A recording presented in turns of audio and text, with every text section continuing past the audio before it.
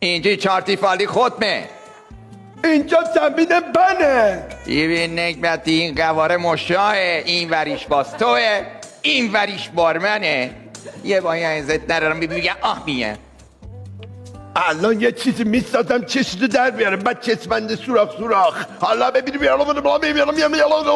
ها نیزه. این یارو تنبون فسفوریه، فکر کرده من میذارم این جیبار خودش خونه بسازه. آر ببین اوه شیشی این دست به آبت اومده تو زمین. خب کماش دور بیا ببین خوبت شد.